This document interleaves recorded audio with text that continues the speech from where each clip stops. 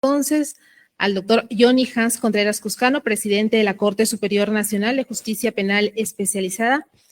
También nos acompaña nuestra invitada especial, la doctora Laura Zúñiga Rodríguez, catedrática de Derecho Penal de la Universidad de Salamanca, en España. Ella nos deleitará con su ponencia titulada Problemas interpretativos de los tipos de organización criminal en la legislación peruana.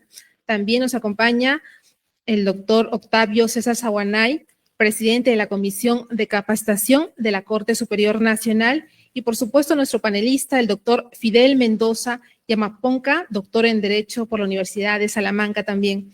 Entonces, antes de iniciar la ponencia, les recordamos que durante la transmisión se va a compartir un enlace en los comentarios donde ustedes deberán consignar la palabra clave que será indicada por nuestra ponente, y solamente tendrán 10 minutos para poder comentarla o decirla, ¿no? Entonces, ahora, por favor, vamos a invitar al doctor Johnny Hans Contreras Cuscano, presidente de la Corte Superior Nacional, para que nos dé sus palabras de bienvenida. Adelante, por favor. Aplausos.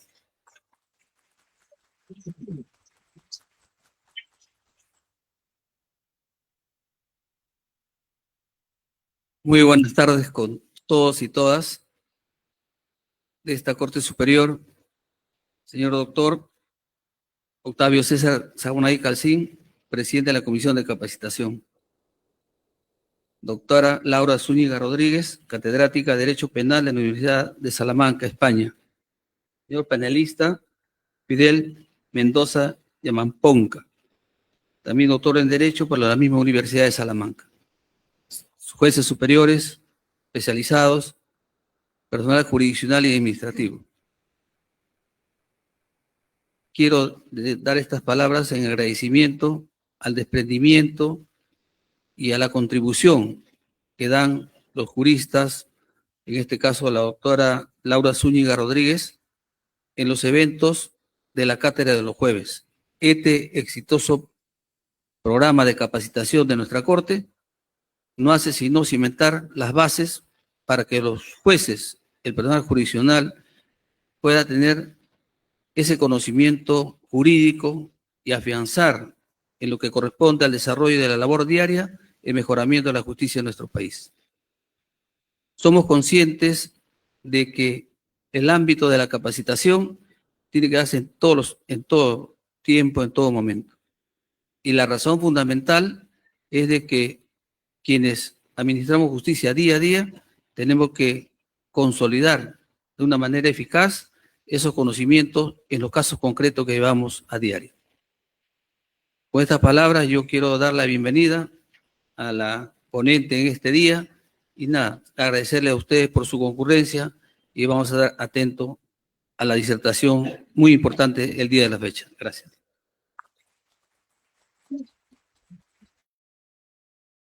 Gracias, doctor Johnny, por sus palabras. Por favor, también invitamos al doctor Octavio César Saguanay para sus palabras de intervención en esta ponencia. Adelante. Muchas gracias. Muy buenas tardes. Doctora Laura Zúñiga Rodríguez, catedrática de Derecho Penal de la Universidad de Salamanca, España. Señor presidente de la Corte Superior Nacional de Justicia Penal Especializada, Johnny Hans Contreras Cuscano. Doctor Fidel Mendoza Llamaponca, doctor en Derecho por la Universidad de Salamanca.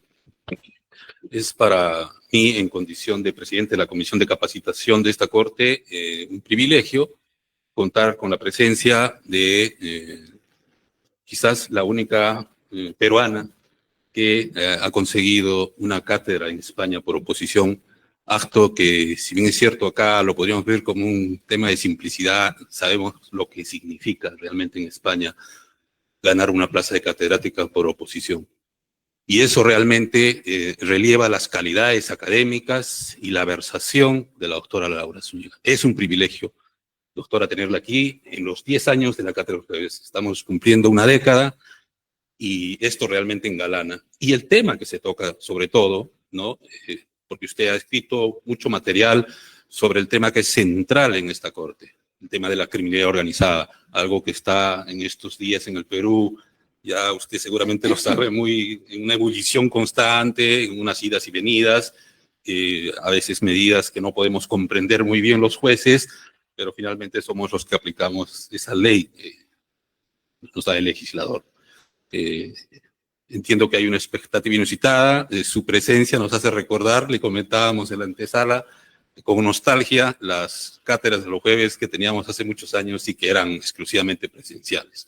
Creo que la virtualidad nos ha acostumbrado tanto a los que organizan la cátedra, como verán, ya no están muy acostumbrados a la logística de lo presencial, y también a nuestros jueces y trabajadores que, bueno, a veces lo siguen directamente por las redes sociales.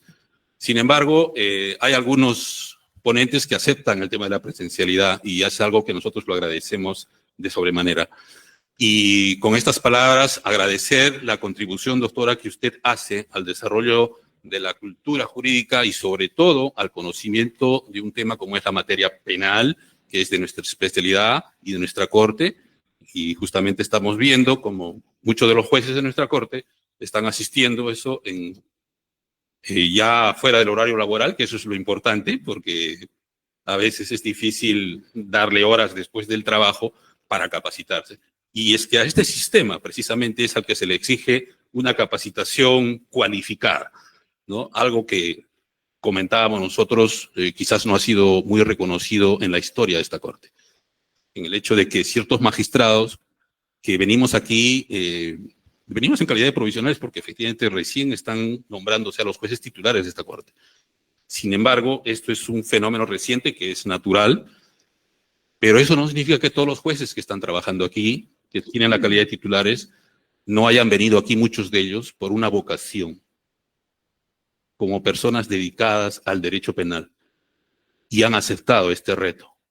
Y este reto también nosotros lo vemos en su persona, graficado como una embajadora nuestra, afincada ya en Salamanca, una universidad que viene ya desde 1200, una de las más antiguas del mundo, y realmente renuevo mis palabras de agradecimiento que ha señalado el presidente por habernos tenido la gentileza y delicadeza de acompañarnos en su corto periplo por el Perú, porque mañana ya está retornando en horas de la mañana y, como nos comentaba, va a ser con mucha luz y no está muy acostumbrada a viajar así. Claro, todos estamos acostumbrados a viajar de noche para dormir. Así que el renovado agradecimiento, doctora, y un buen viaje de retorno. Entendemos que nuestro público de la Cátedra de los Jueves tiene una expectativa y debo dejar las palabras. Muchas gracias.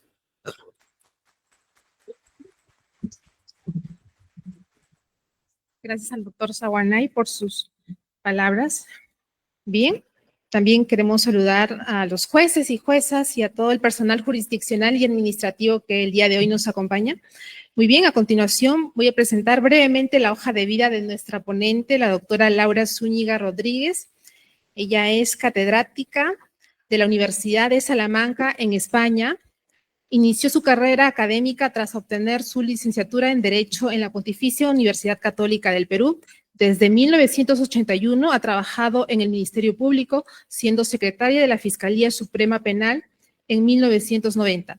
Completa así su formación con un doctorado en la Universidad de Salamanca, donde su tesis se centró en un tema crucial, el delito de detenciones ilegales practicadas por funcionarios públicos.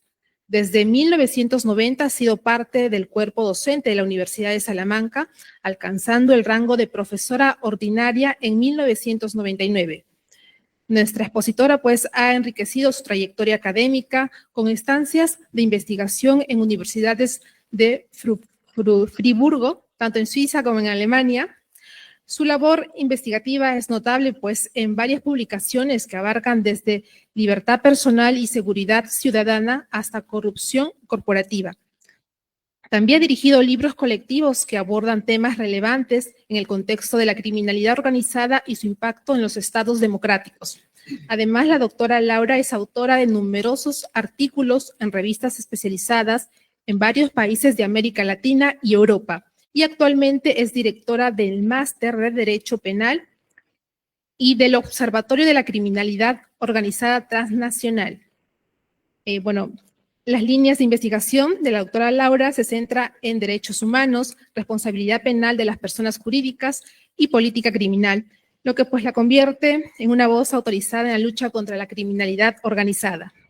Bueno, sin más preámbulos, Les dejo entonces con la catedrática Laura Zúñiga Rodríguez, por favor, adelante, quien compartirá sus valiosos conocimientos y experiencias con todos nosotros. Aplausos, por favor.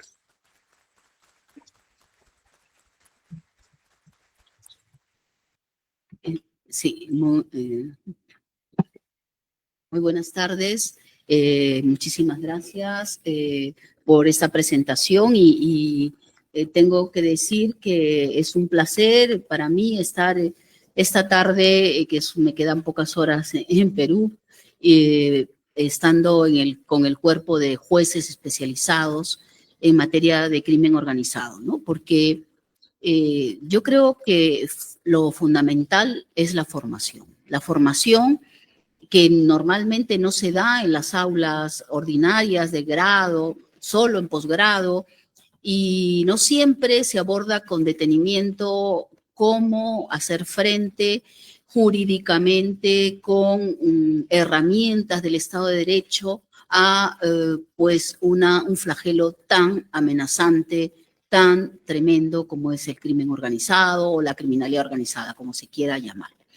Bien, esto hace que pues hoy me detenga en este tema, ¿no? Seguramente quedará muy corto porque los problemas son muchos, pero bueno, vamos a intentar hacer más que esto para mí, más que una conferencia, es una clase como las doy yo normalmente en los cursos de posgrado que damos en Salamanca, porque realmente es lo que creo, como digo, que tenemos que formarnos.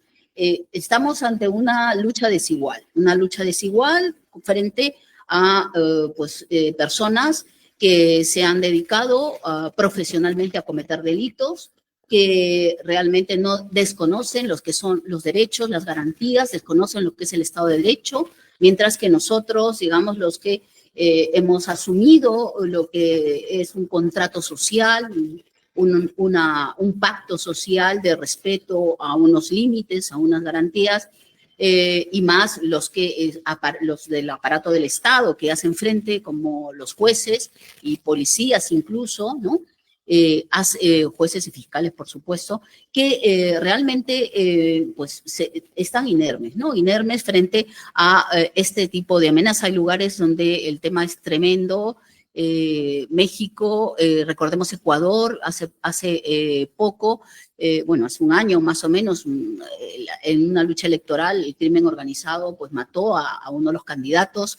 Es decir, lo que quiero llamar la atención sin ánimo de alarma es que estamos ante un tema muy delicado. No estamos ante A mata B, sino estamos ante sujetos profesionales que hoy en día tienen sofisticación, muchísimo dinero, mucho más dinero que los que tiene el aparato del Estado para luchar contra ellos. Muchas armas, muy buenos abogados muchas veces, con lo cual pues la lucha es desigual. Y yo creo que lo único que puede hacer frente es la buena formación, una buena formación y una buena calidad del ámbito jurídico, ¿no? De la prueba, etcétera. Por favor, va poniendo la segunda diapositiva porque el tiempo nos viene. Yo desde aquí no puedo manejarla. Ya la segunda directamente. Realmente, pues el problema de la criminalidad organizada es un problema complejo. Es un fenómeno criminal más que un tema jurídico. Al ser un fenómeno social, criminológico, antropológico, político, pues el trasvase al ámbito jurídico va a tener muchas problemáticas muy complicadas. Primero, nosotros tenemos el principio de legalidad. Tenemos que describir conductas, ¿no? Conductas en el tipo penal. Describimos conductas que tienen que estar claramente, taxativamente determinadas. Esto es casi imposible porque esto es un mundo, es un fenómeno. Y por tanto, ese trasvase ya es complicado. Por eso, las definiciones hasta ahora han sido legales muy limitadas. Hemos trabajado años con los delitos de asociación ilícita, ¿no? O asociación para delinquir, que se llamaban. Y en los años 90 es cuando hemos visto que queda muy limitado ese tipo penal para estas nuevas formas de criminalidad, que es sobre todo de las ganancias ilícitas, ¿no? Siguiente, por favor. Por tanto, La gran problemática es qué es la criminalidad organizada para hacer frente desde un punto de vista jurídico. Como decíamos, en realidad normalmente se ha pensado siempre en tráfico de drogas, en delitos, ¿no? Concretos, el tráfico de drogas, las trata de personas, la extorsión. Recordemos la ley RICO, la primera ley del crimen organizado era sobre extorsión, ¿no? Que es lo que normalmente se piensa mucho en el crimen organizado, pero en realidad es un mundo, como digo, ¿no? Y depende, hay países donde está más azotado desde el punto de vista del tráfico de drogas. Nosotros en España, por ejemplo, hemos tenido mucho tiempo el tema del terrorismo, de ETA, y las fuerzas del orden estaban muy distraídas con esto, y esto dio lugar a que se alojen en el sur de España las mafias, sobre todo italianas, etcétera, en Marbella, la Costa del Sol, ¿no? Decían que era la Costa Nostra, fíjense, los italianos, porque habían tomado, es un lugar donde se han tomado las mafias en general, rusas, chinas, todo. ¿Por qué? Porque un lugar donde hay mucho turismo, se vive muy bien, hay mucha diversión y mucho sol, y eso ha traído a estas mafias, ¿no? Pero, claro, cuando ya vamos a plantear del tema del trabajo jurídico, ¿no? ¿Qué hacemos con estas diversas formas de criminalidad que normalmente son de los tráficos ilícitos y que ha crecido especialmente, como decimos, de los años 90? Siempre ha existido el crimen organizado, pero la forma de ataque tan amenazante, digamos, ha tenido más fuerza, sobre todo con la globalización. Siguiente, por favor. La globalización ha dado lugar a que ese concepto de crimen organizado, de hecho, si vemos el Código Penal, buscamos, no existe la palabra criminalidad organizada, ¿no? Por ejemplo, nosotros lo tenemos en la ley procesales. Las leyes procesales son las primeras que se han dado cuenta de la necesidad de tipificar o ver qué es el crimen organizado para aplicar medidas excepcionales procesales, ¿no? Testigos protegidos, agentes encubiertos, etcétera. Por eso, los conceptos de crimen organizado, más que todo, son criminológicos, ¿no? Y tenemos ese gran problema, que nuestro derecho penal ha sido construido desde un sujeto individual, ¿no? Es decir, la teoría del delito clásica, básica, digamos, es A mata B, efectivamente. Y ya cuando son grupos, son organizaciones, cuando ya hay incluso pueblos enteros, como saben ustedes, que pueden estarse dedicados, por ejemplo, al cultivo de la coca, ¿no? Cuando hay problemas, hay cuestiones sociales que atan a esos grupos, cuando hay territorios enteros que el Estado no llega y que, por tanto, no tienen las personas con qué vivir, y que el crimen organizado les brinda trabajo, les brinda vivienda, les brinda la posibilidad de vivir, ¿no?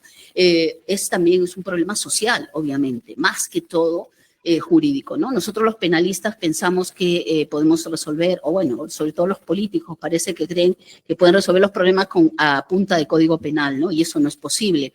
Hay una cuestión social muy grande detrás, y eso también tenemos que tenerlo como marco, ¿no? Siguiente, por favor. Por eso, las grandes dificultades que tenemos, podemos decirlos que es como cuadrar el círculo, ese trasvase de la criminalidad organizada a los tipos penales. Primero, ¿por qué?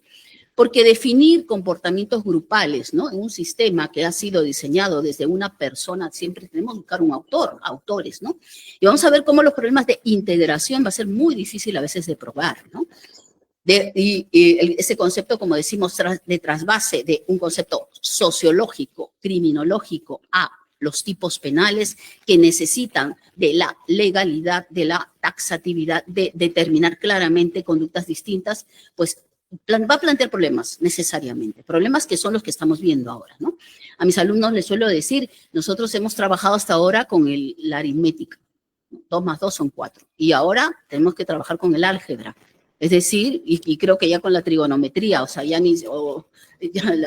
otro tipo de variables, unas variables mucho más complejas que son las del crimen organizado y que va a trascender, como decimos, los aspectos solamente jurídicos, fundamentalmente porque hay aspectos sociales. Siguiente, por favor.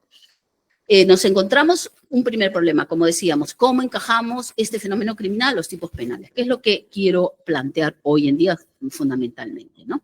Sobre todo cuando también la criminalidad organizada está muy emparentada, y que algunos hay híbridos con la corrupción, con el terrorismo, y con la criminalidad de empresa. Es decir, ya hoy en día no hay puridad de las conductas de los grupos. Los grupos criminales se han mimetizado algunos, incluso, por ejemplo, los italianos hablan de la mafia empresarial, porque ya la mafia ya ha invertido en inmuebles, en contratas, en empresas, en personas jurídicas, y entonces el problema es mucho más complejo. Ya hoy en día no existen líneas nítidas entre una criminalidad del crimen organizado y la corrupción, por ejemplo, porque ya ha cooptado en algunos lugares, ¿no? De hecho, hay lugares que hablamos de la captura del Estado, así como se habla de la captura del Estado empresarial por los órganos empresariales, hay una captura del Estado por parte de las organizaciones criminales cuando llegan a, pues, corromper las altas esferas de los países, ¿no? Y esto es un problema, pues, que trasciende, como decimos, difícil de plantear desde el punto de vista jurídico. Siguiente, por favor. Esto hace, pues, que el segundo problema que decíamos es cómo hacemos con las legislaciones. Las legislaciones han ido, pues, en todos los países, no solo en Perú, en España también, se han ido superponiendo conceptos, y esto es muy preocupante, ¿no? Se ha ido superponiendo conceptos de banda, conceptos de criminalidad organizada, de asociación ilícita. Además, tenemos agravantes específicas, ¿no? Por tráfico de drogas, por pertenencia a organización criminal, trata de personas con pertenencia a organización criminal. Fíjense todo el panorama legislativo que se plantea para resolver un caso. Indudablemente todo esto va contra la seguridad jurídica, ¿no? Es decir, con lo que quiere el derecho penal, que sea una aplicación clara y cierta de las normas, cuando tenemos, como digo, conceptos que se han ido superponiendo, conceptos de reincidencia, conceptos de habitualidad. Yo siempre digo que la reincidencia con la idea de crimen organizado parece que a veces es un bis in idem. Bueno, eso es un tema que habría que trabajarlo, pero lo apunto simplemente para que vean todas las dificultades que puede haber en este ámbito. Con lo cual, pues, vamos a tener problemas legislativos y de aplicativos muy grandes, ¿no? De los concursos, finalmente problemas concursales muy, muy grandes, ¿no? Siguiente, por favor. Tercer problema, la transnacionalidad. Ya las grandes organizaciones son transnacionales, es decir, han superado la barrera de los estados, ¿no? Prácticamente, pues, y hay tipos de tráfico que requieren de la transnacionalidad, como el tráfico de drogas, ¿no? Que ya de por sí es transnacional. Esto hace que, pues, como saben muy bien, un problema tremendo para la persecución penal, ¿no? Un policía decía en Estados Unidos que para los policías las fronteras eran piedras, mientras que para los delincuentes era agua, ¿no? Es decir, ellos traspasan, esa es otra de las ventajas que tienen, traspasan las fronteras de una manera limpia, fácil, barata, mientras que las fuerzas de persecución del Estado ya sabemos que no las tienen, ¿no? También con lo que hablábamos, el hecho que sea organización, eso hace que, pues, pueda traspasar fácilmente fronteras. Una organización puede tener partes en otros países, ¿no? O puede también el sistema como offshore o el sistema en cadenas incluso, que puede darse como cadenas de valor, como pasa con las empresas transnacionales. Normalmente se habla de que una empresa transnacional luego tiene, pues, partes de su producción, ¿no? Subcontratada o contratada en partes en otros países, pero igual pasa con el crimen organizado, funciona exactamente igual. Grandes cárteles que luego, pues, están vinculados a pequeñas organizaciones. Y claro, no es lo mismo, no debe ser lo mismo la respuesta frente a una gran organización, pequeñas organizaciones, para que veamos todo el mundo de posibilidades que seguramente ustedes lo conocen también muy bien, o más incluso que yo seguramente, por el día a día de la aplicación. Pero tenemos que reflexionar sobre eso, ¿no? Reflexionar de esa dificultad, de esa cuestión, y como les decía, sobre todo también la contaminación entre empresas lícitas e ilícitas, como van a ver ahora, ¿no? Siguiente, por favor. Ya hemos dicho, o sea, el derecho penal se construye desde primero de derecho, ¿no? El principio de territorialidad de la ley penal. Pero claro, con estas organizaciones criminales o esta subcontratación de las organizaciones criminales, difícilmente podemos pues avanzar, ¿no? Tenemos lugares que la idea es que no se conviertan en refugios de organizaciones criminales. La idea es que luchemos para que de una manera no haya paraísos legales ni paraísos fiscales que también fomentan el crimen organizado y el blanqueo de dinero, obviamente, ¿no? Pero sobre todo que tratemos de cooperar judicialmente, y eso hay que avanzar, eso tenemos que avanzar. En Europa se ha avanzado mucho, en la parte solo de europea, ¿no? Tenemos, como algunos conocen, la euroorden, por ejemplo, que es extraditar rápidamente a una persona pedida, y eso es lo importante. Y aquí, entre paréntesis, quisiera pues recalcar que más que la severidad de las penas, porque veo constantemente pues penas de 20 años, 30 años, 40 años, y más que la severidad de las penas es que sepa el sujeto que le va a caer la pena, ¿no? La pronta y cierta aplicación de la pena. Yo creo que ahí es donde tenemos que trabajar, y trabajar mucho en la cooperación judicial, los temas procesales, que no, obviamente no me voy a detener, pero claro, qué calidad de prueba tiene un testigo en el extranjero, cómo se toman las pruebas, el agente encubierto o en el extranjero. Me han dicho que de una reforma, lo he estado viendo, que ya hay agente encubierto, varias agentes virtual, etcétera. Bien, sí, pero ¿qué valor probatorio se le debe dar? Porque eso es importante, y general, que sea general, ¿no? Que haya una cooperación real. Siguiente, por favor. Y nos encontramos en esto, ¿no? Un crimen global, organizaciones criminales que, pues, de diversas caras, pero que en el fondo es lo mismo. Es organizaciones que de alguna manera se ponen de acuerdo, se alimentan, establecen alianzas, establecen, digamos, colaboraciones, ¿no? Entre estas diversas formas de crimen organizado transnacional, que son pues la criminalidad organizada, empresarial, la corrupción privada y pública, ¿no? Y eso es otra novedad del derecho penal, ¿no? No sé, siempre hemos hablado de la corrupción de los funcionarios públicos, pero siempre nos habíamos olvidado un poco de los privados, y son los privados los que normalmente o muchas veces pues son los que piden las dádivas, ¿no? Siguiente, por favor. Nos encontramos ante redes criminales, ¿no?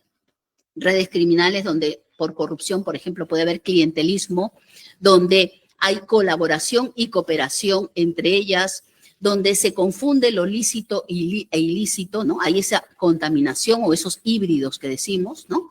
Y donde se mezcla, pues también, y este es un gran problema, ya se ha mezclado patrimonio lícito e ilícito, ¿no? Ya han invertido, como decimos incluso en Europa, que es un tema que preocupa también, ¿no?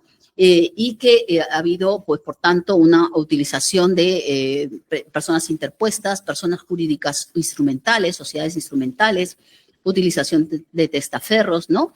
Y lo que suelo denominar delitos cometidos en contextos normalizados. Es decir, ya el crimen organizado, por lo menos en Europa, trata de no llamar la atención. Sé que aquí todavía hay temas de violencia, pero el crimen organizado, digamos, mafioso, empresarial, lo que le interesa es el business, no le interesa llamar la atención, no le interesa la violencia. Aunque hay lugares que, fíjense, por ejemplo, Holanda, un país, bueno, ahora se llama Países Bajos,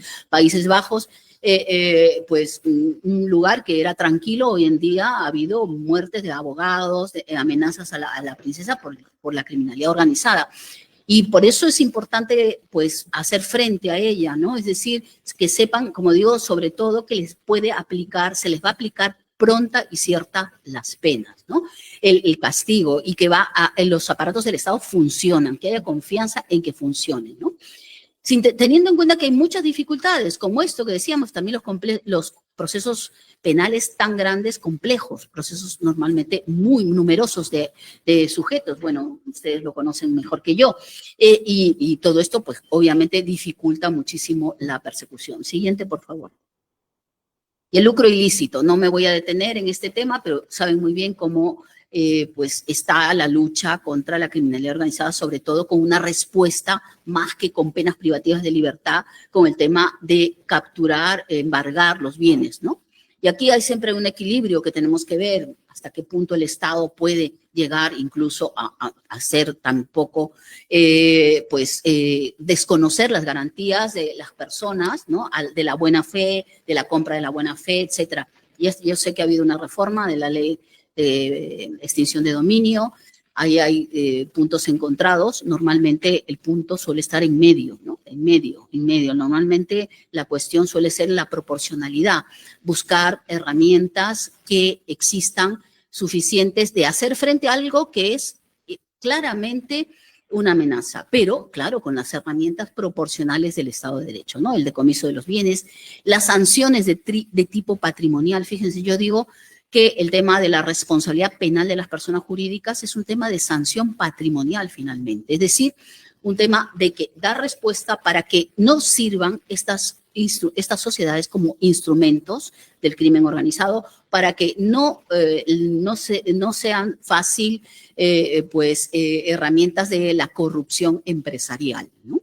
Y por eso también está, siguiente por favor, el otro tema, el tema de la responsabilidad de las personas jurídicas. Y aquí les doy una lista de delitos donde vemos cómo realmente son delitos que requieren de por sí organización. O sea, ya de por sí necesitan organización, ¿no? Y normalmente transnacional. Fíjense, el tráfico de drogas, la explotación sexual de mujeres y niños, tráfico de órganos. Estos son los mínimos: tráfico ilegal de armas, falsificación de documentos, de pasaportes, falsificación de monedas, delitos contra los derechos de marcas en general, delitos contra la propiedad intelectual. Siguiente, por favor.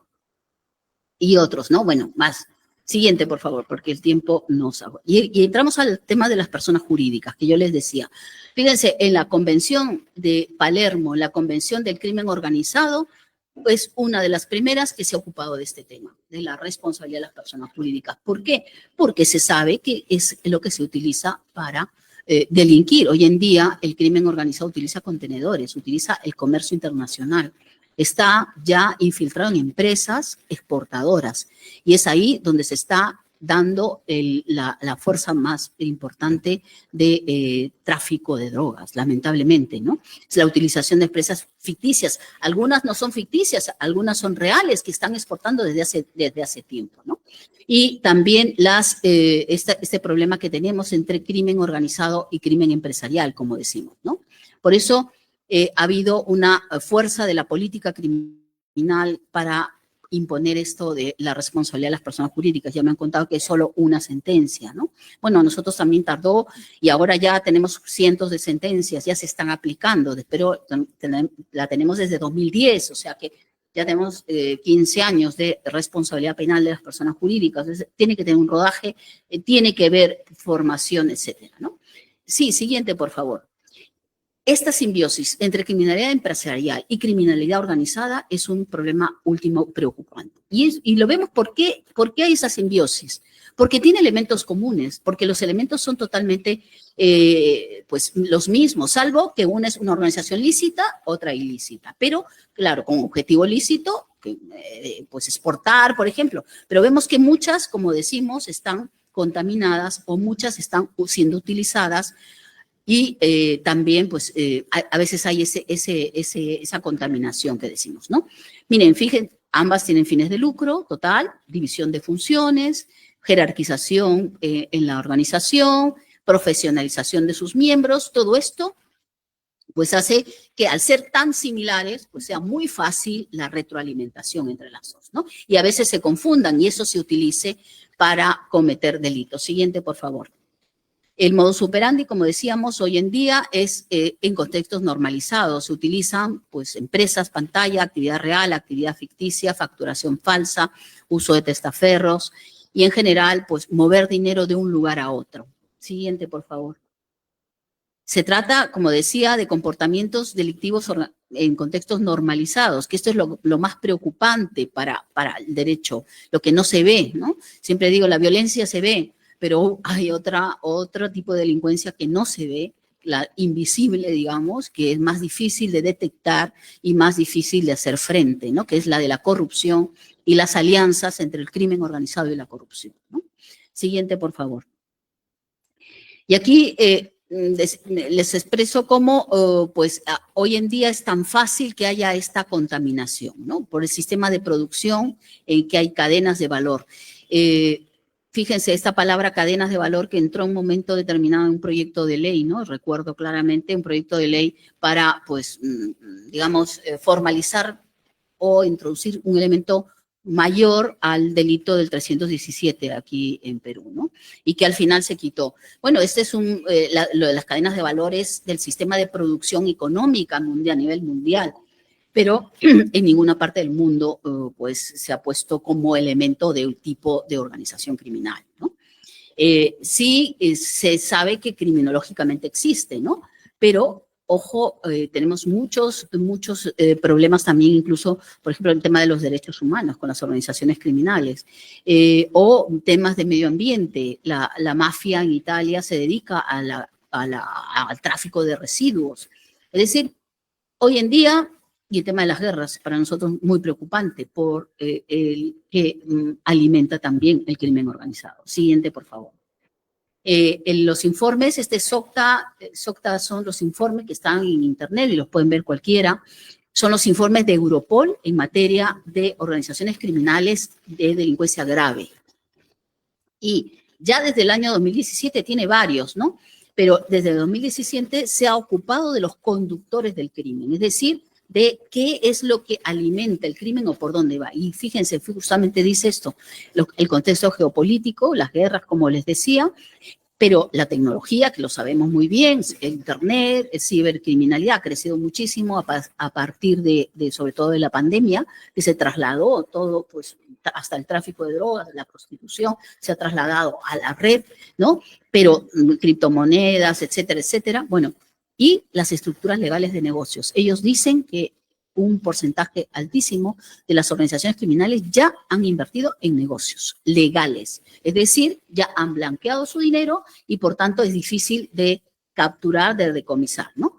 Y ejemplo, ¿no? Un ejemplo, la trata de personas, trabajos forzosos, tráfico de inmigrantes, se esconden normalmente detrás de empresas legales, ¿no? Empresas que son, pues, realmente con un ámbito legal, económico, pero que realmente esconden tráfico o trata de personas, ¿no?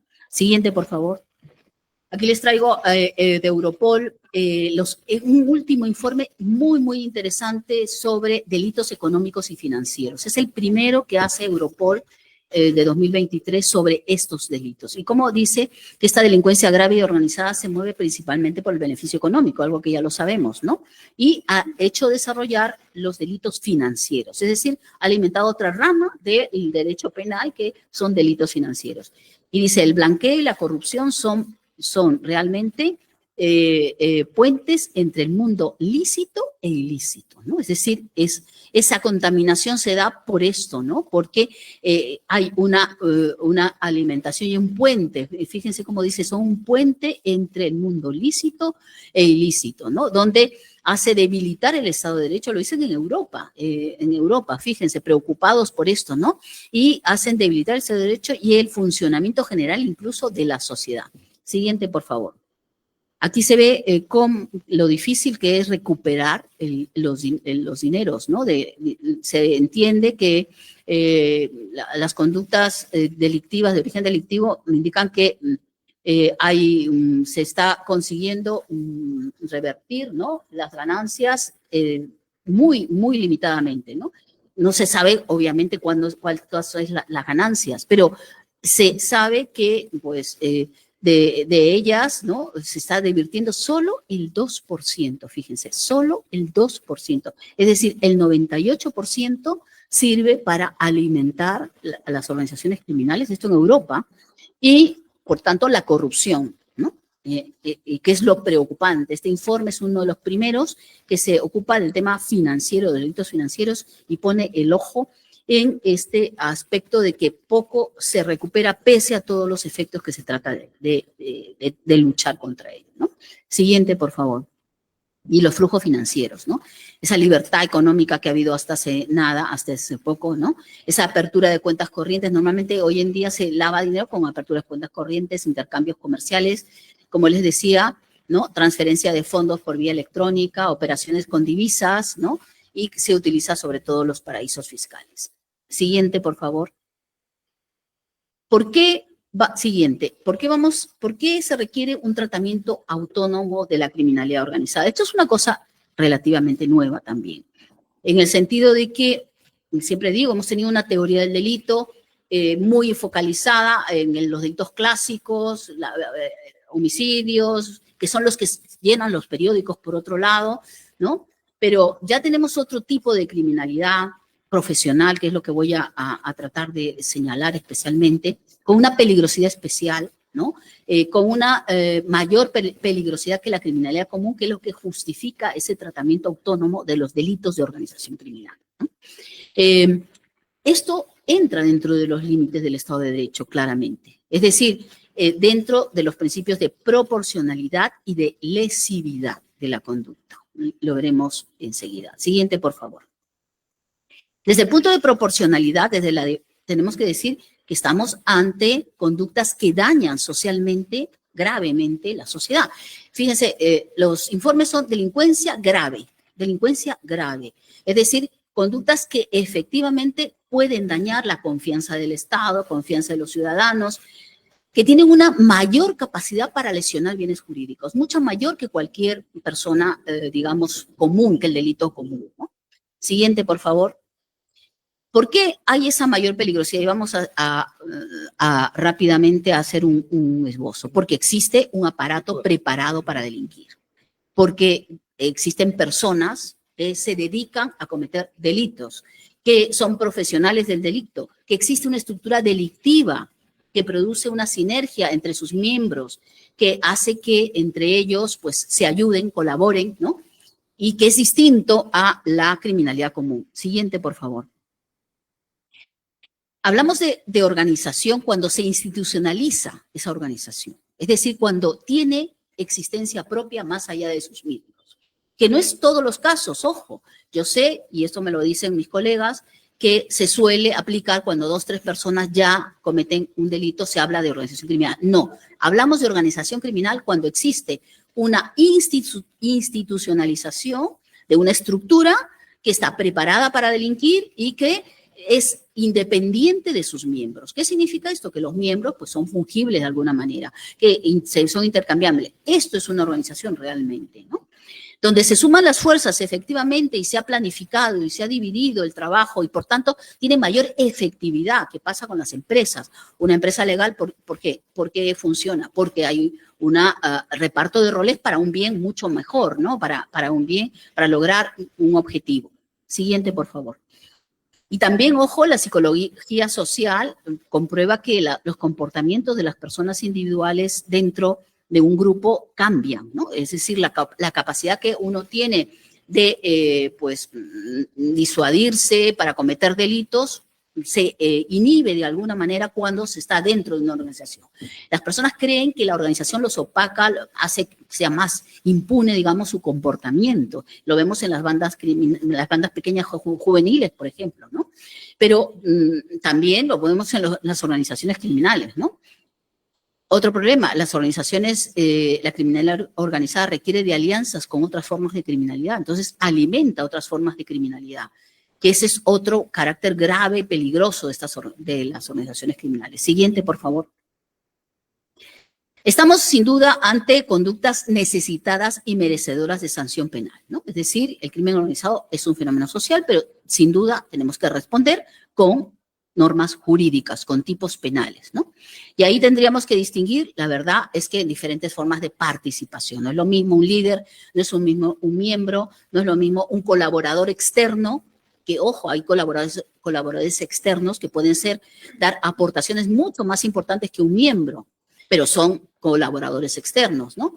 Es decir, aquí hablamos una diversidad de comportamientos más allá de lo clásico de la autoría y participación, ¿no?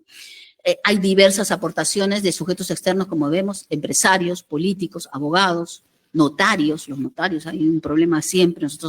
Por ejemplo, nosotros tenemos el blanqueo imprudente por esto, ¿no? Por sujetos obligados, especialmente, entre ellos podrían ser los notarios, ¿no? Agentes bancarios también, todos ellos, sujetos especialmente obligados. cuya conducta, cuya omisión, o un agente aduanero, ahora que estoy hablando de contenedores, ¿no? Un agente que se hace de la vista gorda, pues eso podría ser un colaborador externo o puede ser miembro de la organización. Siguiente, por favor. ¿Cómo tipificar? Y ahí estamos ya directamente a los problemas jurídicos, ¿no? Siguiente. Debo decir que se trata de un ataque organizado a bienes jurídicos. Es decir, cuando hablamos del crimen organizado, hablamos de, en realidad, una forma de ataque al bien jurídico compleja, ¿no? Donde vemos esa mayor peligrosidad, donde es distinto a la criminalidad común. Siguiente, por favor. Aquí está la definición de Palermo, no voy a entrar en el detalle, ya saben que se habla de grupo delictivo organizado, ¿no? Participación en grupo delictivo, donde tienen los elementos fundamentales, más de dos personas que se van a dedicar concertadamente a cometer delitos graves, importantes, delitos graves, no cualquier delito. Ya vamos a ver en la fórmula peruana, pues sí, se ha limitado, ¿no? A 5 años, ¿no? Y siempre de manera permanente, ¿no? Que para un beneficio económico, siempre, o material, de orden material, ¿no? Este es el concepto fuerte, digamos, que va a corresponder al 317 peruano, el 570 bis español, como vamos a ver ahora. Siguiente, por favor. Y tiene Palermo otro tipo, digamos, que es residual, que es el grupo estructurado. Sí dice, ¿no? Se entenderá grupo no formado fortuitamente para la comisión inmediata de un delito y en el que no necesariamente se ha designado un rol, es decir, el negativo de todo lo anterior. Y vamos a ver cómo va a ser muy similar a la banda, ¿no? A la banda al 317 bis peruano. Siguiente, por favor. En todo caso, siempre estaremos ante un delito muy complejo. Complejo porque, fíjense, habrá que probar primero que existe una organización con todos los elementos estos, ¿no? Dos o más personas que se han concertado con cierta permanencia en el tiempo, muy importante la permanencia. Vamos a ver que permanencia no es temporal, sino es cuestión de estabilidad, ¿no? De dedicación a cometer delitos. Hay que probarse que existe. Y luego hay que probar que el sujeto se integra en la organización. Y esto es lo complejo. Entonces estamos hablando, fíjense, de los italianos, que bueno, yo sigo mucho a los italianos, ellos están adelante de nosotros en lucha contra la mafia. Pues los italianos hablan de la complejidad de esto, ¿no? Ya hablan de la complejidad, es decir, no es una cuestión simple, ¿no? Por tanto, aquí estamos ante pues figuras muy complejas, ¿no? Siguiente, por favor, para probar todo. ¿Cuál es el ideal tipo? Vamos a empezar. El ideal tipo es 3 o más personas, siguiendo Palermo, ¿no? 3 o más personas, ¿no? Lo del número es, más que el número, siempre digo, lo importante va a ser el programa criminal y si esas personas son, pues, las idóneas necesarias para ese programa criminal, ¿no?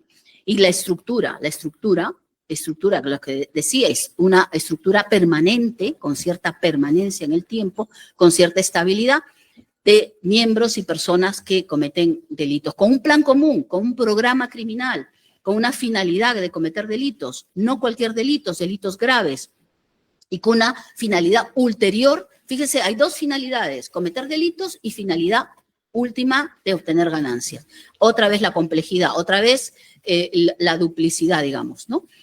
Cometer finalidad última de lucro ilícito. Siguiente, por favor. Los demás elementos, en realidad, deberían ser como una especie de agravante, es decir, pueden darse o no darse. Son más accesorios, ¿no? Como es el uso de la violencia, como es el carácter transnacional. Ojo, eso sí, que el carácter transnacional suele denotar ya la gravedad, ¿no? La gravedad de la conducta, porque para que sea transnacional suelen ser muchas personas, tienen sofisticación, tienen estabilidad, tienen reparto de roles, etcétera, ¿no? Eso lo vamos a ver incluso con una sentencia. Interesante es esta ley brasileña del crimen organizado de 2013, donde define la organización criminal la que comete delitos graves o transnacionales. Fíjense esa adversidad, ¿no? O transnacionales. Siguiente, por favor. Y la tipificación de las figuras, como decíamos, tenemos que tipificarlo teniendo en cuenta que hay miembros, fundadores, promotores, líderes, ¿no? que en principio tendría que tener una distinta penalidad, ¿no? También ver ese pactum celeris, es decir, ese programa criminal que normalmente no es pormenorizado, pero sí es claro, sí se entiende que es claro, donde el dolo de este injusto estaría centrado más que sobre todo en la planificación común, el acuerdo común, ese reparto de roles, de esa finalidad común de cometer infracciones penales, ¿no? Siguiente, por favor. Aquí les traigo el 570 bis y aquí sí que ya no veo bien, pero bueno, habla de determinados delitos. A ver si aquí lo voy a ver mejor. Quienes promuevan, constituyen, sobre todo, una organización criminal. Luego define qué es organización criminal, ¿no? Y son los que participen activamente en la organización, ¿no? O cooperen, fíjese, el externo, el cooperador, que habla de cooperador económico o de otro tipo de colaboración, ¿no? Serán castigados con la pena, y llamo la atención aquí de la pena, 2 a 5 años, ya van a ver ustedes la pena de Perú, muchísimo mayor, ¿no? Dice, con la misma pena serán de 5, si tuviera con fines la comisión de delitos graves, y con la pena de prisión de 1 a 3 años, los demás casos. ¿Qué quiere decir? Que nosotros castigamos también los casos en los cuales no hay pena grave, y esto pues ha sido muy criticado, ¿no? Y después define qué es organización criminal, un grupo de personas, de 3 o más personas, ¿no? Que sea estable, que que de manera concertada y permanente coordina y se reparte tareas con la finalidad de cometer delitos. Siguiente, por favor, y pasamos al peruano, ¿no? Antes, sí. El peruano, el caso peruano, como saben, acaba de ser reformado, fijen la pena, no menor de 8 ni mayor de 15. Y, ojo, ese es el tipo básico. Luego hay tipo agravado, que ya ni digo cómo será el concurso con el tipo específico de tráfico de drogas agravado por pertenencia a organización criminal y este tipo complejo agravado, ¿no? Y se entiende estructura compleja, desarrollada, con mayor capacidad operativa, eso de mayor que qué, ¿no? Mayor siempre es comparativo, mayor que qué, se entiende que es de la banda criminal, ¿no? Y establece delitos determinados, ¿no? Extorsión, secuestros y otros delitos sancionados con pena no, igual o mayor de 5 años en su extremo mínimo, con lo cual ya determinó que es el ámbito de esa bastante alto, ¿no? Bien, siguiente, por favor. Y aquí hay toda una relación de tipos, digamos, específicos que llega hasta 20 años o no, hasta 20 años, cuando en estos casos que no me voy a detener, que considera pues casos agravados. Como les digo, esto se complica muchísimo más la aplicación porque estamos hablando, yo no lo he visto en otros casos, de tipos de organización criminal agravados, cuando ya los tipos específicos normalmente están agravados por pertenencia a la organización criminal, con lo cual, pues, esto va a ser bastante complicado, ¿no?, para aplicarlo. Siguiente, por favor. Aquí les presento el 570 TER, que es el de, para nosotros, grupo criminal, para ustedes sería banda criminal, que es el concepto débil, digamos, de Palermo, ¿no?, que siempre es residual, fíjense, ¿no?, quienes no sea un grupo de personas, de más de 2 personas, igual, no como aquí, que aquí 2 personas, ¿no? Ya es banda, ¿no? Que sin reunir alguna de las circunstancias en negativo, siempre en negativo, ¿no?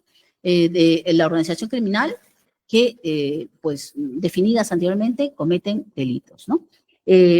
Aquí lo que hemos criticado normalmente, que no se puede prescindir de un elemento básico, el cual es la permanencia, mínimamente estabilidad.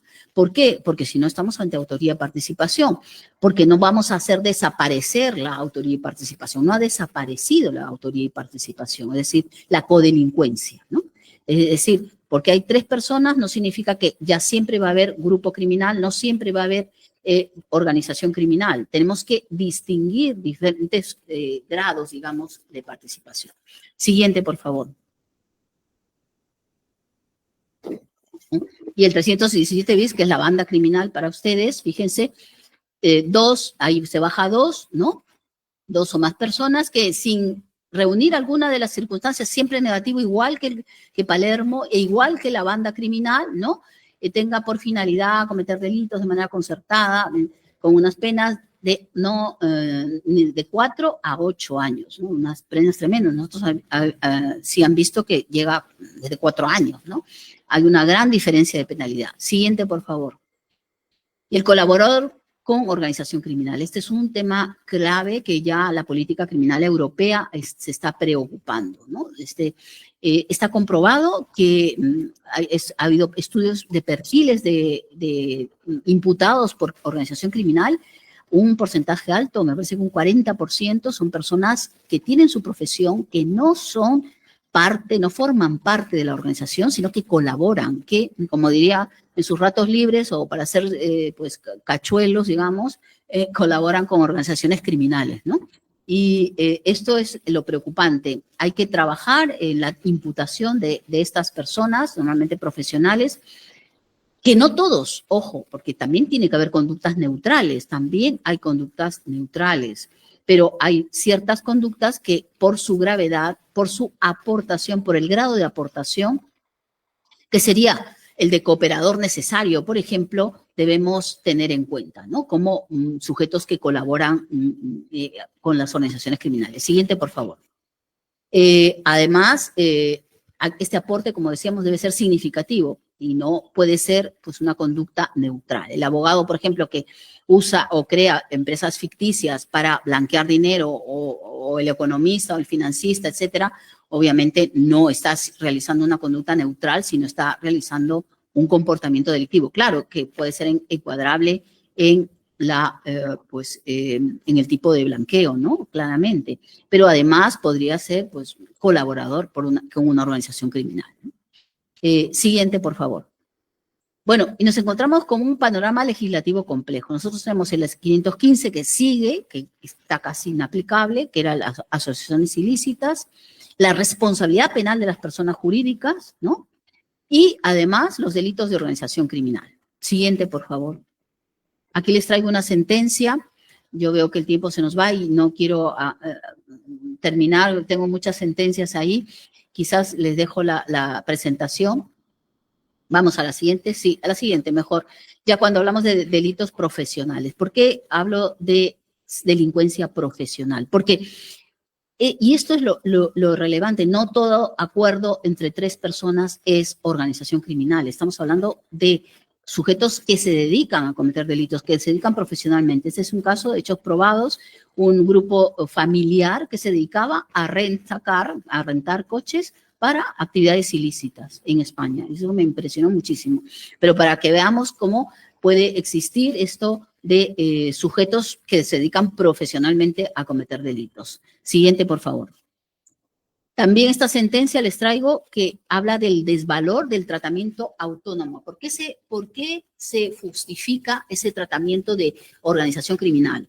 Porque la sala dice, entiende, es posible aplicar un desvalor autónomo en el caso de grupo criminal porque puede justificarse sin relación con los delitos principales que han sido objeto de comisión, pues se trata de hacer frente al reforzado peligro que para determinados bienes jurídicos se deriva de la actuación concertada de varias personas que por sí sola intensifica los efectos, lo que decíamos, la mayor peligrosidad de cualquier infracción penal.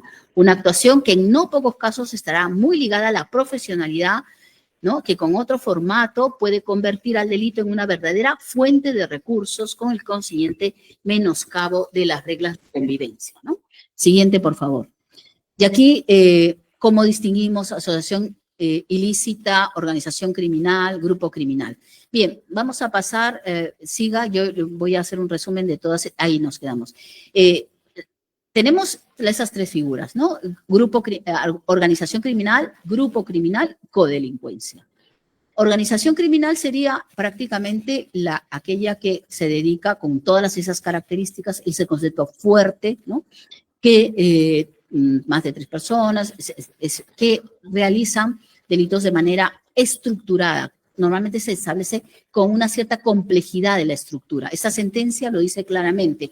Fíjense, ¿no? Dice señala las diferencias entre organización criminal y grupo criminal y la coautoría de acuerdo a la complejidad de la estructura, nivel, calidad de la articulación interna, el volumen de los recursos puestos en juego, ¿no? Quedando para la coautoría la calificación de que tendría algo de artesanal, dice, que hace también más directa la relación entre los implicados con el objeto del delito, ¿no? La codelincuencia existe, debe existir todavía para casos ocasionales. Siguiente, por favor. Y habla de la estabilidad, ¿no? Como elemento fundamental y la pluralidad de delitos. Como les decía, yo creo que la estabilidad, la permanencia no es una cuestión temporal, sino es una cuestión de existencia en la autoconservación, en la institucionalización, en la estabilidad, ¿no? No estamos ante una suma de sujetos, sino ante una estructura organizada, preparada para cometer delitos que tiene un programa criminal. Siguiente, por favor. Y, por tanto, pues cuando hablamos de estabilidad tenemos que tener en cuenta todos estos elementos, el plan común, el reparto de roles, la autoconservación, la pluralidad de delitos, que no es ocasional y que no es transitoria, ¿no? Siguiente, por favor. Y cuando llamamos mayor complejidad, que son las organizaciones criminales, ¿no? Y que no es una banda criminal o grupo criminal, esta sentencia, fíjense, lo dice claramente, ¿no? Fundamenta la aplicación del subtipo agravado de pertenencia al disponer de complejos y sofisticados medios de comunicación. Ya cuando hay embarcaciones, cuando hay, algunos casos ha habido hasta drones, me han contado submarinos, que ya denota, obviamente, ya es una organización criminal, ¿no? En Zaragoza una sentencia, pues, califica como grupo criminal y no organización criminal los actos de tráfico de drogas, ¿no? Al menudeo, digamos, ¿no? Como compradores con papelinas de cocaína, es decir, el pequeño traficante sería para nosotros, según esta sentencia, grupo criminal y no organización criminal. Siguiente, por favor. Y ya las organizaciones internacionales, pues esto ya las transnacionales, las sentencias, varias hay en ese sentido, ¿no? Obviamente estamos aquí, sí, ante estructuras complejas que van a denotar, pues, la capacidad, gran capacidad de cometer delitos, ¿no? Y la fuerza probatoria, dice, la prueba indiciaria procede precisamente de la interrelación y combinación de todos esos, de esa capacidad que tiene con medios tecnológicos que utilizan, ¿no? Que recurren respectivamente a todos ellos y señalan en la misma dirección. Obviamente para probar, como decíamos, la existencia de la organización y la integración en la organización, se tiene que utilizar estas pruebas indiciarias de correlación entre las partes en los medios utilizados, medios materiales, medios personales, la estabilidad de la organización para, en los casos complejos, calificar organización criminal, en los casos menos complejos y que les falte algún elemento, banda criminal, y ya en los casos que no haya ni siquiera ni estabilidad, como dice la ley, dice la sentencia, casi de tipo artesanal, sería pues delitos prácticamente con delincuencia, ¿no?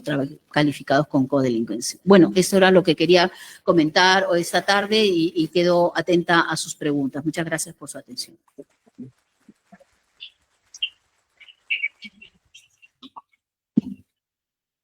Muy bien, agradecemos a la doctora Zúñiga por su valiosa exposición. Ahora invitamos a nuestros panelistas para sus intervenciones. Empezamos con el doctor Johnny Hans Contreras, presidente de la Corte Superior Nacional. Adelante, por favor, doctor. Sus comentarios. Muchas gracias. Bueno, hemos tenido la oportunidad de ver y refrescar, bueno, al menos en esta tarde, el tratamiento que se da respecto a organización criminal y toda la cantidad de disposiciones que se han venido dando en el tiempo para el tratamiento específico de las organizaciones criminales. Lo que nos hace pensar, y fundamentalmente respecto a algo que la doctora señaló, que se ha dejado de lado la prevención. Creo que en el Perú no olvidemos que el día de ayer ha sido un punto de inflexión, un evento que ha pasado en Calle Prado, donde ha habido prácticamente en el Ecuador, donde ha habido 2 fallecidos a la hora y heridos varios efectivos policiales. O sea, la organización criminal ha calado a tal punto que crea no solamente y la respuesta, sino incrementar las penas.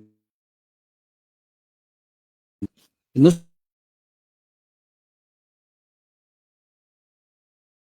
acuerdo a la disertación con la construcción de educación y el aspecto social. Porque las bandas criminales y las organizaciones criminales, como todos sabemos, lo que hacen es captar más vulnerables. Hemos llegado al extremo que sancionar a los menores de 16, 17 años no hace sino reflejar el gran problema que estamos pasando. Aparte del análisis que podemos hacer nosotros o de la aplicación de figuras que tenemos en el Código Penal respecto a su aplicación o no, pero esencialmente en el tratamiento ya que se ha entronizado dentro de las acciones, porque hay algo fundamental y ese punto de la prevención y otro que también rescato yo de la exposición es respecto ya a cómo identificar cuando ya se ha cohesionado los bienes lícitos, ilícitos, las ganancias lícitas o ilícitas en una empresa formal. Muy difícil de poder determinar. Y también se habla de los indicios, de la función, y esto no hace sino también llevarnos a concretar la función que tiene el juez frente a la teoría, frente a la disertación, frente a un caso concreto, tiene que administrar justicia. Y esa es la labor que nosotros desarrollamos, o que ustedes ahorita, día a día, están tratando. Entonces, justamente el debate, o en todo caso lo que nosotros podemos opinar respecto a este tipo, no hace sino garantizar de que el tratamiento de las unidades criminales en nuestro país tiene mucho debate. Debate en el sentido de que tomar las formas en política criminal, en la dación de normas y fundamentalmente en la aplicación de los magistrados para poder de alguna manera dar. Y termino con esto. Podemos tener las mejores leyes, pero si no se aplican, entonces el mensaje que se da a estas organizaciones criminales, hemos copado o hemos logrado entronizarnos en el Estado en diferentes áreas y por lo tanto la impunidad va a reinar. Gracias. Muy bien, gracias, presidente, por sus comentarios. Bien, ahora invitamos al doctor Octavio César Saguanay para que también nos dé sus apreciaciones. Sí, muchas gracias, doctora Laura Zúñiga. En la exposición suya, prácticamente ha sido un caleidoscopio para nosotros los jueces ver desfilar muchas cosas y en muchas partes de su exposición problemas específicos que hemos tenido en el manejo de casos complejos. Bueno, yo quisiera específicamente hacer una pregunta destinada a lo siguiente. Usted señaló al inicio de su posición el tema de que aquí es clave la formación. Precisamente, un sistema especializado como el nuestro requiere una especialización cualificada de los jueces. Ya lo decíamos. Pero bueno, también quizás esto debe estar unido, y quizás por eso quería su comentario, por lo menos desde la realidad europea, en el sentido de que sabemos que la Convención de Palermo nos advirtió respecto ya de la inminencia de ese peligro de que el crimen se organice, mientras que las estructuras judiciales nunca se han organizado, y son pocos los países que tienen estructuras como la nuestra, que siempre que he ido a países latinoamericanos de cita, de estado de presidente de corte, siempre decían, pero ustedes tienen una corte, ¿cómo han hecho? ¿Cómo han avanzado? Sin embargo, hay muchas limitaciones, los que estamos aquí lo sabemos, no es lo que piensa uno. Y yo le podría decir que más bien en los otros países donde son subsistemas, como éramos antes nosotros la Sala Penal Nacional o el sistema de cortes unitarios, en otros países teniendo subsistemas tienen mayores garantías, mayor logística para actuar que nosotros. No voy a dar los detalles, pero sí hay una serie de diferencias. Para empezar con el más interesante quizás, ¿no? Que ya un juez que entra a un sistema especializado tiene un incremento sustancial de su remuneración, que aquí no se da. Un juez que viene aquí no gana ni un sol más. Y eso quisiera su comentario con relación a que, si es que hay un estudio en el sentido de que si la Convención de Palermo señaló que los países deberían pues cambiar sus metodologías también para enfrentar al crimen, para enjuiciar a las organizaciones criminales, ¿qué hay de esto en la experiencia mundial? Es decir, usted dijo que sigue mucho, por ejemplo, la experiencia italiana. Claro, ellos empezaron con el tema de sistemas antimafia, pero entiendo que eso está a nivel de estructura de fiscalía, pero no del Poder Judicial. Entonces, un comentario suyo para ver cómo avanza eso y si realmente un sistema especializado es idóneo, es necesario para investigar y enjuiciar casos de crimen organizado. Y el otro sería, el derecho comparado nos ha enseñado de que estas jurisdicciones especializadas, como a la cual nosotros también pertenecemos, necesitan dos requisitos centrales, ¿no? Uno es la especialización de los jueces y el otro es su experiencia.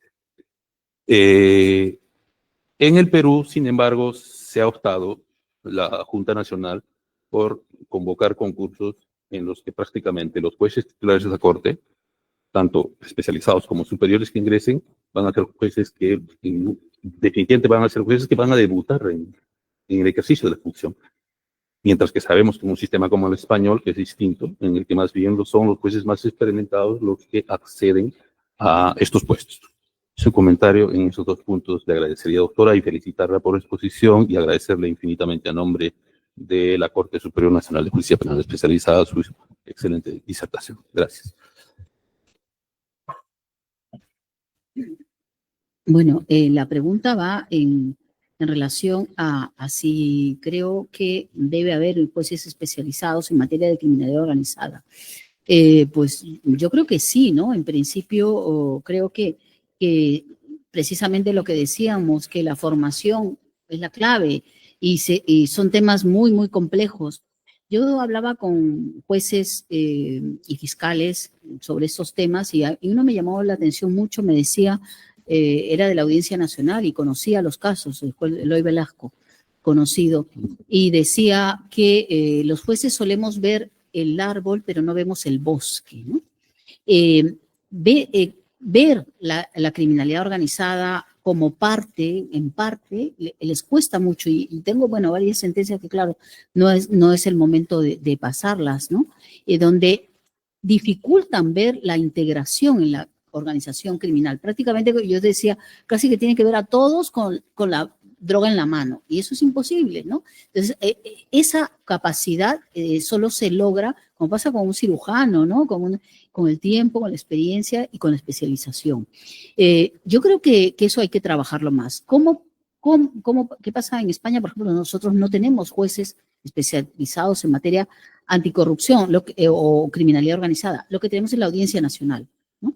La Audiencia Nacional que ve los casos más graves, entonces al final se especializan, pero no son especialistas en crimen organizado. Ven casos graves de terrorismo, corrupción, pero grandes, ¿no? Con determinada cantidad. Y en Italia, pues en Italia tenían jueces antimafia, algunos los mataron precisamente, caso, ¿no? Falcone, Bolsonaro, que eran jueces especializados, dedicados en Palermo, en Sicilia, contra el crimen organizado.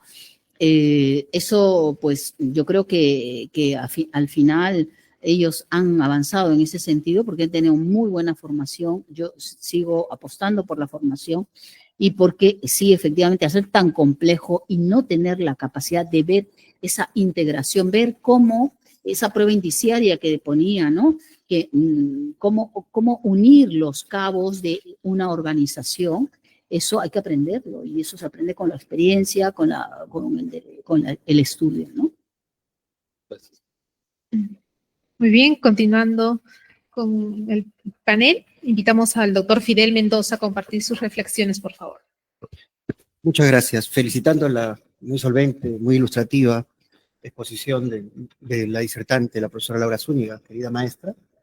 Dos de los aspectos centrales de su intervención en el análisis de las organizaciones criminales y cómo se estructuran los tipos legales de organización ha sido la relación tan estrecha entre las organizaciones criminales, la manera como las mismas se van sosteniendo, sustentando, cómo esta característica de permanencia necesariamente requiere de un soporte económico. Es decir, la organización criminal está estrechamente ligada al lavado de activos de los fondos que delictivamente éstas logran, ¿no? Adicionalmente, como segundo punto, esta relación entre la criminalidad organizada y criminalidad de empresa, a la cual nos ha expuesto, nos permite apreciar el rol determinante de la responsabilidad penal de las personas jurídicas en esta bisagra, ¿no?, entre crimen organizado, lavado de activos, que articula o que canaliza los fondos criminales de las mismas. Entonces, en ese contexto, en esta tríada, crimen organizado, crimen empresa, lavado de activos, el rol de las personas jurídicas es medular. Yo quiero contextualizar ese punto respecto a cifras oficiales muy recientes en materia de responsabilidad criminal de personas jurídicas. Hace muy pocos días, la Superintendencia del Mercado de Valores, que es el órgano técnico que recibe requerimientos del Ministerio Público a fin de que la SMV se pronuncie sobre si las personas jurídicas cuentan o no con un modelo de prevención idóneo de delitos, entre los cuales están delitos de crimen organizado como lavado de activos, corrupción y otros. En este informe, sus resultados son un poco auspiciosos. Nos indica que en 23 requerimientos, los únicos 23 requerimientos que existen desde el Ministerio Público a la Superintendencia del Mercado de Valores, ¿no?, en 22 casos de 23, no se cumplieron con las exigencias del artículo 26 del reglamento de la ley 3424. 4 casos, el requerimiento no precisó de qué delito se trataba, cuando solamente la ley 3424 procede por determinados delitos corporativos. En 2 casos, solicitó el informe técnico por 2 delitos no corporativos, negociación incompatible. Si esta data oficial es muy reciente, tiene poco más de una semana, la ponemos en cotejo, la contrastamos con el reciente, el último informe de la Unidad de Inteligencia Financiera, es un 5º informe de sentencias de lavado de activos, periodo 2012 al 2022, donde llega a estas conclusiones, hay solamente 11 condenas contra personas jurídicas por la vía de la aplicación del artículo 105, consecuencias accesorias. Y más recientemente, este último mes, una única por la ley 3424, el caso conocido de Alfa Consult. Entonces, estamos ahora ante datos oficiales de nuestro país, donde se ve poco auspiciosa la persecución de las personas jurídicas por blanqueo y por otros delitos corporativos, pese a que ambos delitos, blanqueo, corrupción, son delitos corporativos desde hace más de 7 años. Decía el doctor Contreras, hay leyes que no se aplican, ¿no? Decía el doctor Zaguanay, hay en normatividad, tenemos un sistema especializado como pocos en el mundo, en la experiencia comparada. En este marco de datos, la pregunta que quisiera formularle es, ¿qué se necesita en un sistema persecutorio en el ámbito de las personas jurídicas para afrontar este reto trascendental de su rol como punto bisagra entre la criminalidad organizada, el blanqueo y la criminalidad de empresa? ¿Cómo tiene que afrontarse este problema? Efectivamente, pues sí, has dado, digamos, en el clavo de el asunto de bisagra de la responsabilidad penal de las personas jurídicas o del uso de sociedades instrumentales o no instrumentales, sociedades legales que existen, ¿no? Y el déficit de aplicación de la responsabilidad penal de las personas jurídicas en Perú, ¿no? Pues, si quiere, de alguna manera, para consolarse, hay otros países que quizás estén peor. Chile, por ejemplo, hace muchos años que tiene responsabilidad penal de las personas jurídicas y tiene muy poca aplicación. Italia, que está desde 2001, tiene aplicación, pero son reticentes. La doctrina en general, y los jueces en particular también, pues han sido muy reticentes en aceptar esa responsabilidad penal de personas jurídicas. Entonces, yo creo que es una cuestión de tiempo, es una cuestión de formación, también otra vez formación, para poder aplicarla. Nosotros en España, fíjense, hubo mucho tiempo que tardó en aplicarse, digamos hasta el 2016, de 2010 que introdujo, o sea, 6 años. La primera sentencia del Tribunal Supremo llega en el 2016, o sea, después de 6 años. Pero últimamente ya ha habido como una avalancha, digamos, o sea, ha habido bastantes, ¿no? Y es interesante porque quiere decir que ya se cree en ella. O sea, que hay que creerla, hay que verla también, ¿no? Y hay que ver los elementos, hay que conocerla, hay que aplicarla. Y eso, pues, requiere, como decíamos, formación, requiere creer en ella, en su idoneidad, en su capacidad preventiva, que creemos nosotros, y que, ya digo, ha habido mucha reticencia por parte de la dogmática pura, por ejemplo, y discutiendo constantemente de que eso no es responsabilidad penal de las personas jurídicas. Fíjense, no es penal, dicen, ¿no? Que no es penal. Bueno, más allá de la discusión que sea penal o no, aquí hay que responder, esa es la cuestión, ¿no? Y creemos que con ciertas garantías y con ciertas categorías que son penales o son similares a las penales, muy parecidas a las penales, por más que le llamamos administrativa.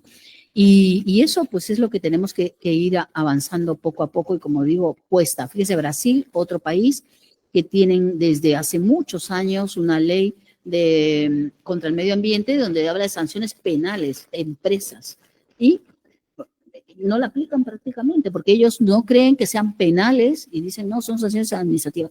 Pero como digo, más allá de la etiqueta, siempre lo importante es lo material.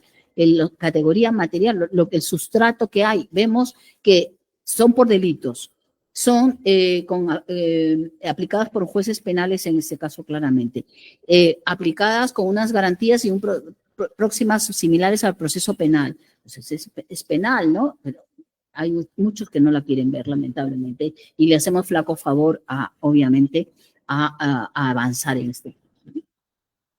Muy bien. Aplausos, por favor. Agradecemos entonces a nuestros invitados, al presidente, a los panelistas que nos han acompañado el día de hoy. Antes de despedirnos, por favor, la entrega de los presentes. Por favor, el certificado les entrega el presidente de la Corte Superior Nacional, a la doctora Laura Zúñiga Rodríguez, catedrática de Derecho Penal de la Universidad de Salamanca, España. Por favor, adelante, la foto oficial.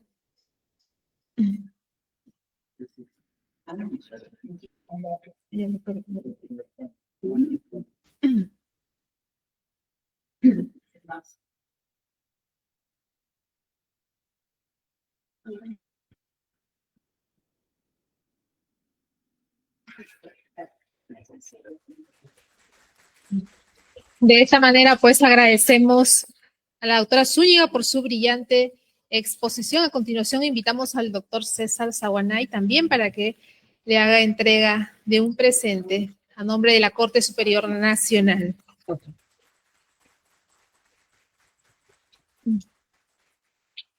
Muy bien, la foto oficial.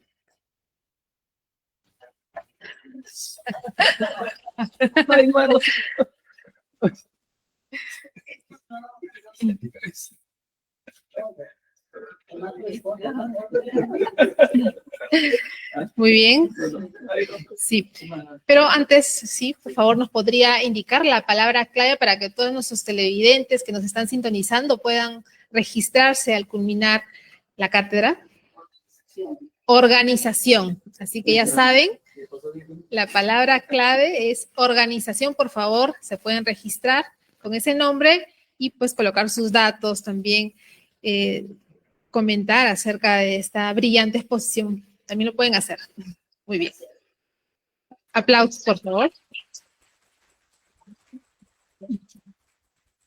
Entonces, de esa manera, agradecemos a todos los que están presentes. Una foto oficial, por favor, para concluir este evento con todas las personas que han participado.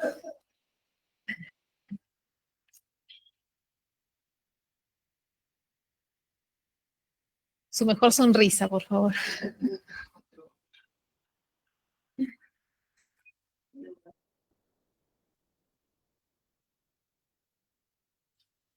Muy bien, entonces recordamos a todos los miembros del Poder Judicial, tanto el personal jurisdiccional y administrativo, y el público en general que pueden ingresar al enlace para hacer su respectivo registro. Muy bien, muchas gracias. De esta manera concluimos esta edición. Aplausos, por favor. Nos reencontramos en la siguiente sesión de la cátedra de los jueves. Permiso.